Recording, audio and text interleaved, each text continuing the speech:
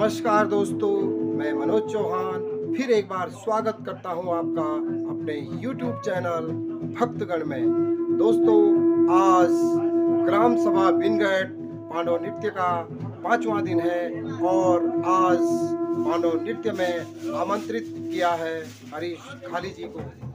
मैं अपने भक्तगण चैनल और संपूर्ण ग्रामवासियों की तरफ से हरीश खाली जी का हार्दिक अभिनंदन और स्वागत करता हूँ। 5 भाई बहनों रानी द्रौपदा और माता कुंती थे जो कि छत्र छाया मां ये बिनगढ़ को मां यू पांडव को नृत्य होना चाहिए।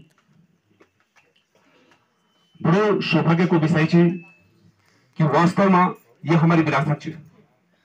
ये आप लोग निश्चित कर लिया कि ये हमारी विरासत है। अगर हम ते एक कलयुग में अगर अपनी संस्कृति हम ते बचाने होली तो हम ते ये प्रकार का कार्यक्रम करने होला कि जो हमारे संस्कृति से जुड़ा होला।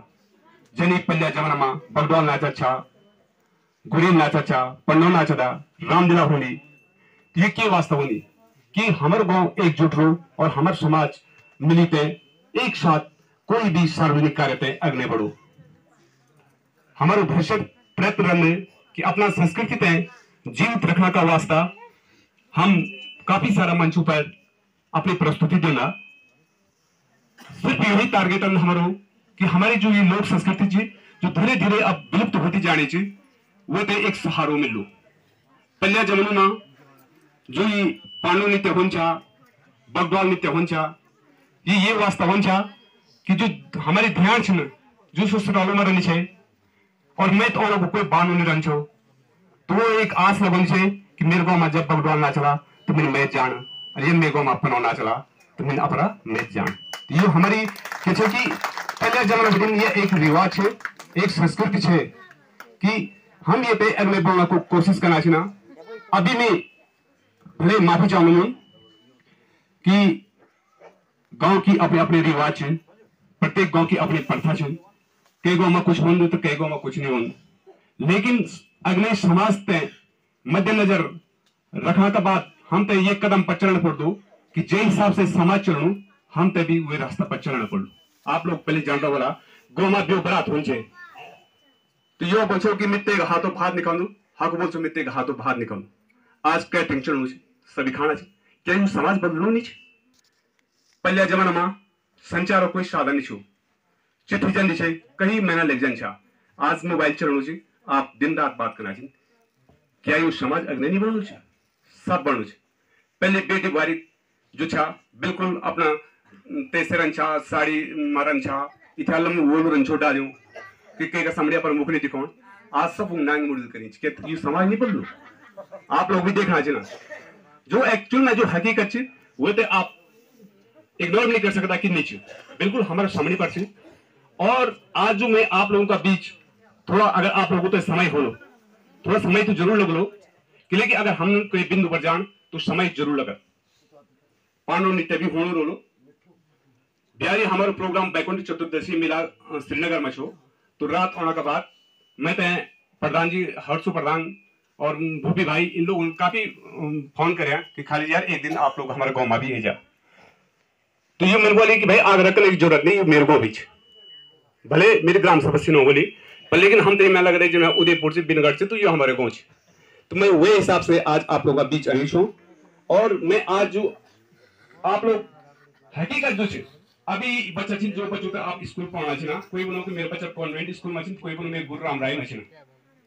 मैं आप लोगों का बीच का बच्चा चिन्ह अभी तो तक पूछ लो कि युग ये थे क्या बोला गढ़वाल में क्या बोल दिए थे जो यहाँ सामने पढ़ते रहे तो अगर आपको कोई बच्चा बते तो उन्हें बोले हाँ वास्तव में आप लोगों ने संस्कार देना चाहिए। जो ये छे आप सामने पर देखो छे ये पर ये पिठाई दे छे पूछ सकते भी बच्चा है जो बच्चा अगर कोई बते तो नहीं बच्चा ये गलती करेगी आप लोगों ने आप ये संस्कार अपना बच्चों में देना कि बेटा ये हमारी वास्तविक जो पौराणिक संस्कृति थी यही अच्छी कि ये तक बोल रहा नौ घरिया यहाँ में बोल दीजिए ना कुछ मैं गलत नहीं वो नौ घरिया के 9 से प्रशिक्षित और यही चीज बताने का वास्ता और यही चीज अगले बनाने का वास्ता कि मेरे ये गौमा को मेन जो मकसद है अपना गौमा होने जो मकसद है ये है कि हमारी जो संस्कृति है जो हमारा बच्चा बिसना छे ना वो तो हम अगले बढ़ाने की कोशिश कला। अब आई बात पांडवों पर रामलीला का बारे में आप सभी लोगों को मालूम है कि रावण कुछ हो, अंगद कुछ हो और सुनैना कुछ है, शायद आप लोगों, क्योंकि ये राम को हर साल हर जगह प्रोत्साहन होने लगे रन। लेकिन महाभारत का बारे में जो ये पनो नाचना है ना, आप जानते हैं खाली पनो नाचना, अपन ये देखे 5 भाई पनो नाचना, द्रौपदी नाचनी, बस वही हम देख खेल देखे तमाशा देकर चल दे। लेकिन एक जो नीम कड़ी च, जो एक वास्तविक तथ्य च, हम वो तथ्य पर आप लोगों को ले जोड़ा कि वास्तव में पनो में जो 5 भाई पनो की जो ये गाथा च, जैसे कि हमारा धर्म शास्त्र महाभारत के रूप में लिखी गई च, और महाभारत को जो शुभारंभ हुए वो के बाद से हुए। तो मैं आज वो बिंदु तक आप लोगों को ले जोड़ू कि अगर आप लोग अपना जो ये संस्कृति से थोड़ा सा भी भटकला तो हर घर में महाभारत निश्चित वे बिंदु तक मैं आप तक ले जाने की कोशिश कर लो। और हमारा कार्यक्रम शुभारंभ होने से पहले हम लोगों की एक प्रथा थी कि हम एक जागर शैली का माध्यम से ज्यादा लंबा नहीं खींचला, थोड़ा 5 मिनट 10 मिनट का हिसाब से आप लोगों को एक जागर शैली का हिसाब से ये शुभारंभ करता। और हम दगड़ी 2-4 बालिका यही गाँव ना, मैं तो तभी आमंत्रित कर दो कि थोड़ा कोरस। मेरा भयो द्वापर की बात,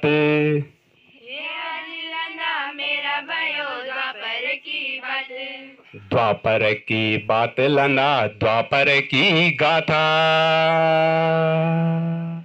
हे द्वापर मां होई छयो कृष्ण अवतार, हे द्वापर मां होई छयो कृष्ण अवतार, कृष्ण अवतार हया कृष्ण अवतार। हे कृष्ण अवतार हया कौरव पांडव, हे कृष्ण अवतार हया कौरव पांडव, हे कृष्ण अवतार हया कौरव पांडव।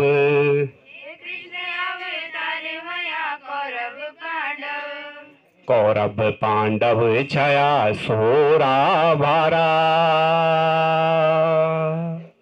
हे दादा छो सांतों तो की दादी सत्यावती, हे दादा छो सांतों तो की दादी सत्यावती। एक गोत्र जात छयो एक छकोटम, हे राज का खातिर हुए तो मलोने लट्या, हे राज का खातिर हुए तो मलोने लट्या। लोहे का प्यासा वया छाया आलो खाए मालो, हे राज का खातिर जुड़े युद्ध कुरुक्षेत्र, हे राज का खातिर जुड़ी युद्ध कुरुक्षेत्र, हे राज का खातिर जुड़ी युद्ध कुरुक्षेत्र।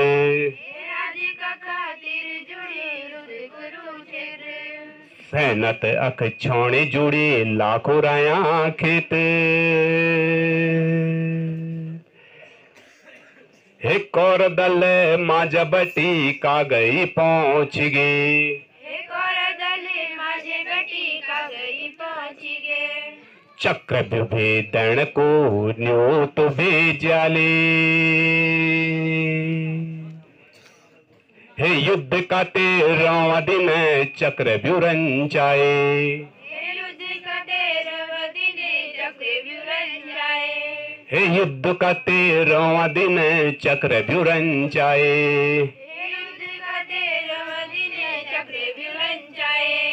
गुरु द्रोणाचार्य त्वेने चक्र व्युरंजाए, हे ते दिन अर्जुन छयो संसतक माज, हे ते दिन अर्जुन छयो संसतक माज।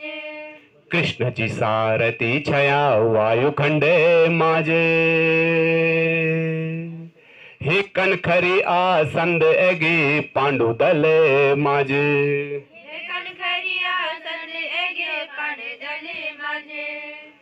योधा जालो अब चक्र व्युभेदन, हे बालो अभी मनु छयो चक्र व्युजान दो, हे बालो अभी मनु छयो चक्र व्युजान दो। सुभद्रा का गर्भ बटे विद्या सीखी आई,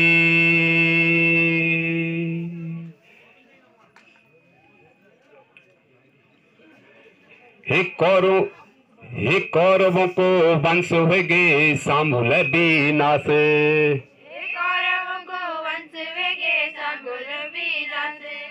पांडवों को वंश बचे कृष्ण जी की आस। हे द्रोण भीष्म कर्ण मुरे मर्यो दुशासन।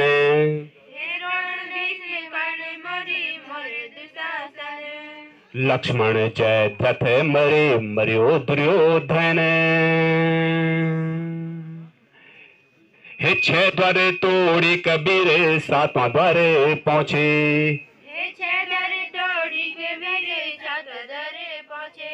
सातवां द्वार पर हुए ज्वानी को खैकारा।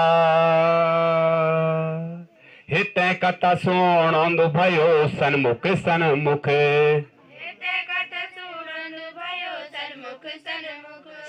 टक लगे सोना भयो ढोला जोंदावे। तो राजा शांतनु, हस्तिनापुर के राजा शांतनु हुआ करते थे। एक बार वो घूमते घूमते एक नदी के तट पर पहुंचे और उन्होंने देखा एक सुंदर सी स्त्री एक नदी के किनारे पर बैठी है, जिसके कमल नेत्र की तरह उसका रूप है, उसका रंग है। ऐसा लग रहा है कि कोई स्वर्ग की अप्सरा है। उसे देख करके राजा शांतनु उसके पास जाते हैं और पूछते हैं कि हे देवी, आप कौन हो और आप कहां से आई हो और आपका यहां आने का क्या कारण है कि आप इस जगह पर आप लोग आई हैं? आप अपना परिचय देंगे? तो वह देव कन्या उत्तर देती है, वो कहती है कि हे राजन, मैं ब्रह्मा के कमंडल से और शंकर की जटा से और राजा भगीरथ के तप से इस पृथ्वी पर आई हूं और मेरा नाम गंगा है। राजा शांतनु बोलते हैं, हे देवी, आप गंगा हो? वो बोलते हैं, हाँ महाराज, मैं गंगा हूं। तो गंगा को देख करके राजा शांतनु कहते हैं कि मुझे अपने पिता की कही हुई एक बात याद आई। मेरे पिता ने कहा था कि आपको एक ऐसी स्वर्ग की अप्सरा मिलेगी जिससे आपकी मुलाकात होगी, जिसके कमल नयन होंगे, उसके साथ आपका विवाह होगा।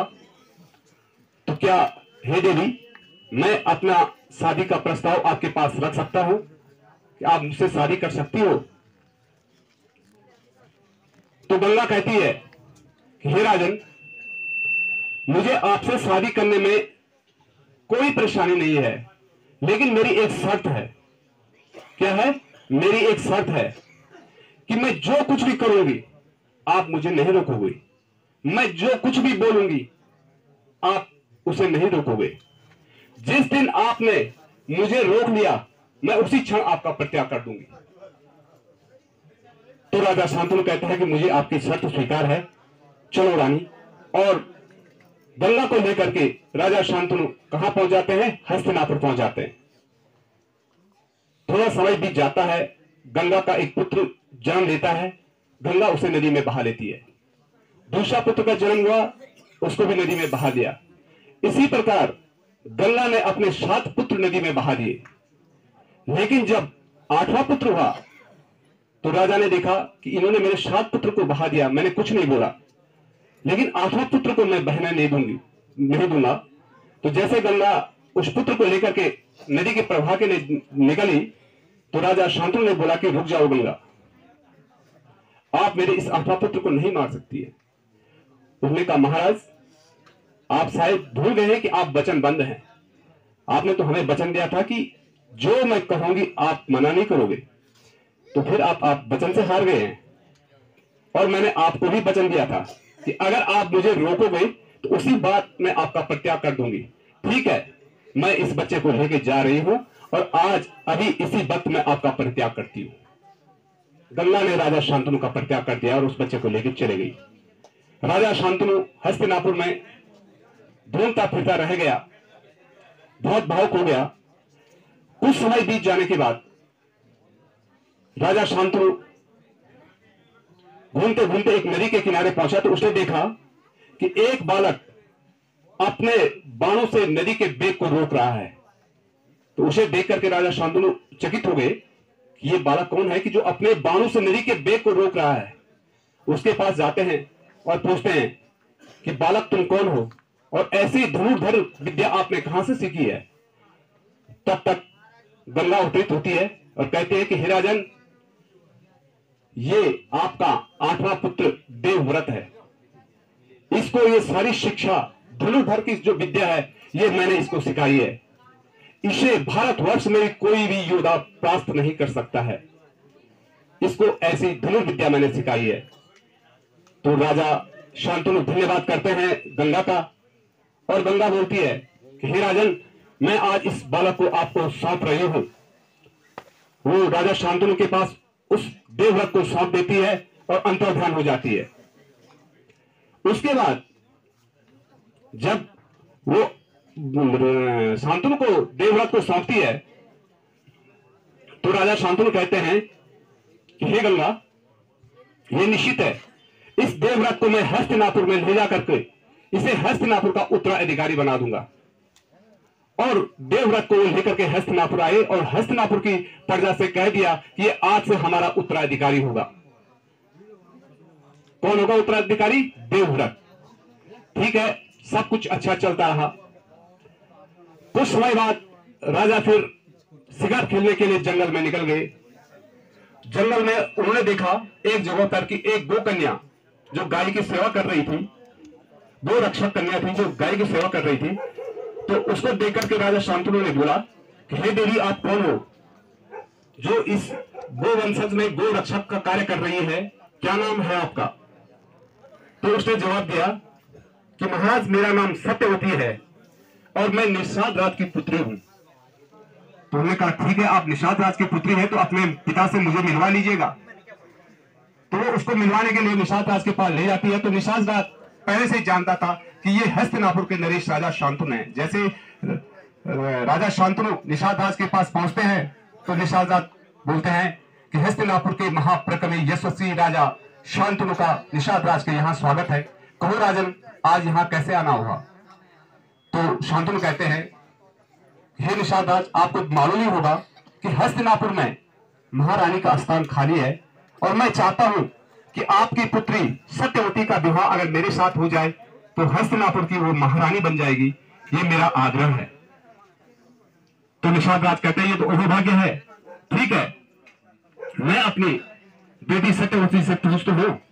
तो जैसे निषाद राज सत्यवती से बातें करते हैं तो सत्यवती कहती है कि पिताजी, मैं शांतनु से शादी करने के लिए तैयार हूं, लेकिन मेरी एक शर्त है। क्योंकि पहले जमाने पे विवाह शर्तों पर हुआ करते थे। सीता माता ने शर्त रखी थी, जो इस धनुष को खंडित करेगा उसी के साथ मैं विवाह करूंगी।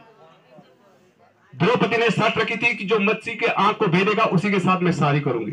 क्योंकि पहले शादियां जो क्या होती थी वो शर्तों पर हुआ करती थी। तो सत्यवती ने भी कहा कि मेरी आपसे एक शर्त होगी कि मेरे कोख से जन्मा पुत्र ही राजा बनेगा। तो जैसे ये बात राजा शांतनु ने सुनी तो राजा शांतनु ने कहा कि भाई, मैंने तो देवव्रत को पहले ही युवराज घोषित कर दिया है, तो मैं दो युवराज कैसे हो सकते हैं? इसलिए ये रिश्ता मुझे मंजूर नहीं है।